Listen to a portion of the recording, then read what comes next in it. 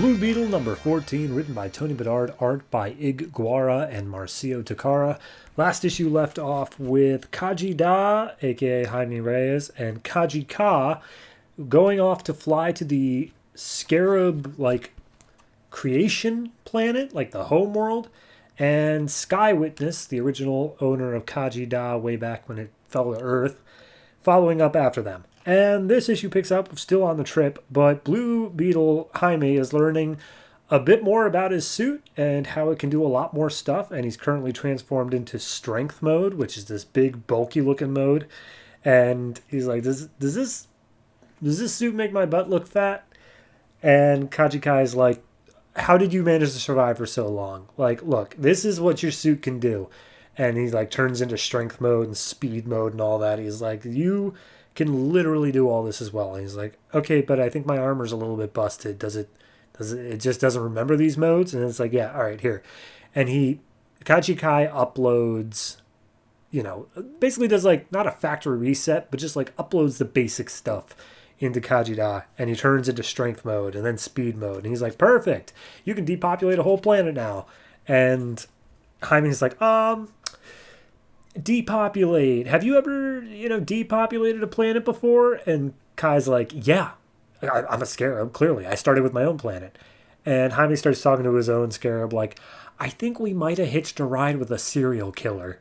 And the scarab's like, we need to leave now. This is a suicide mission, man. But they are still making their way to Scarab World, the source of all of the armors. So Jaime tries to justify it. He's like, if we take out this planet, then we can save billions of lives, right? And the scarab's like, you're going to die, man. Is that really worth it? But they're still heading towards the planet, and Sky Witness is in his own ship, not too far from behind. So they both just jump out of the ship and let it crash into the planet, cause a big explosion. Kai says, the drone workers, the soldiers, they'll go investigate the explosion while they're free to then go attack the hatchery. So they make their way over to the hatchery and start trying to make their way inside. But before they do, Sky Witness just crashes his own ship into Kaji Kai. And in the explosion, Jaime's like, do a scan. Tell me if he's still alive in there. Something's got to be going on. And Sky Witness jumps out of the explosion and grabs onto Jaime. And it's just like, hey, screw this loser. Screw this little boy from El Paso. You and me, Scarab, we had something real. And Jaime's like, what? Is this your ex-boyfriend? What's going on here? And Scarab can't remember him at all. Has no idea who it is. And he pulls out the blaster and gets ready to fire. But something in the protocols is not letting the Scarab fire on Sky Witness because he recognizes it as a part of himself. So at that point, we see that Kaji Kai did survive, and he just starts blasting Sky Witness like crazy to the point where he's forced to run off.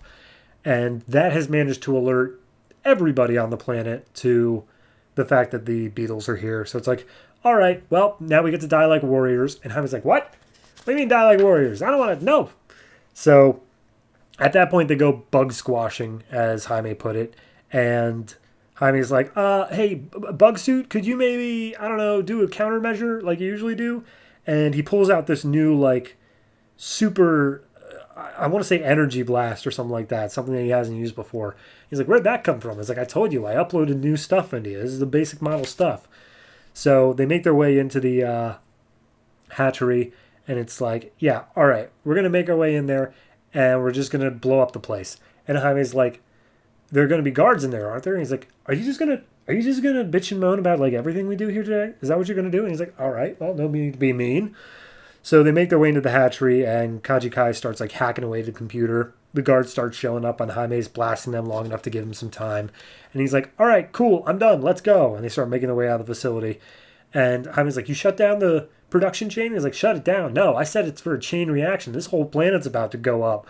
And Jaime's like, we don't even have a ride, man. You crashed our ride. What are we supposed to do? And they make their way over to, for some reason, there's just a whole shipyard here. And we see one dude who I guess was smuggling stuff in at the request of one of these drones. And they were trying to keep it on the down low, but now that there's been an explosion on the planet, security's heightened up, so he's not able to leave.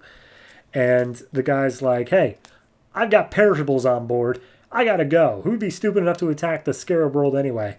And the Beatles are like, that'd be us. Hi, how's it going? And Kaji Kai shoots the drone worker. The smuggler runs inside his ship and does an emergency takeoff. Jaime manages to get himself wedged inside of the closing space door, like the hatch.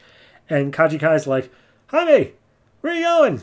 Don't leave me behind. And he's like, I'm not trying to. I'm stuck in the door. And the ship takes off and starts flying away. Kaji Kai tries catching up to it. Jaime gets inside. He's like, hey, my friend's out there. Can we maybe open the door? We're good guys, actually. And he's like, I don't care if you guys are the best men alive. You're scarabs. And, like, I frankly don't want you on the ship, let alone two of them. So the guy jumps into, like, hyperspace. And Kaji Kai's like, damn you, Jaime Reyes, betraying me like this. And as they get away from the planet, the entire planet explodes. And Kaji Kai supposedly with it. And then we see, hanging on to the side of the ship in deep space, is Sky Witness, who's like, yes, I will never let you go, my second skin. And that's where it leaves off. I like this issue. It was just fun. Like, it wasn't even anything that it did. It was just a fun time. Like, we went in, we blew up a planet, we had this whole extra fight, and then the whole thing of curse your betrayal. Like, no, it was just fun. It was just a good time all throughout. I really can't fault it for really anything. No, I'm genuinely trying to think of something to even nitpick, just like to even say anything else. But it is just a fun time. It's obviously not, standout great. It's not amazing, but it's fun.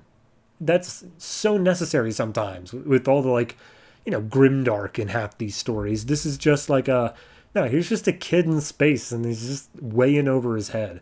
I'm so down for that. So overall, I'm going to give this one I'm going to give it an 8. I genuinely just enjoy it. It's just a solid book all around, and I can't fault it for much of anything.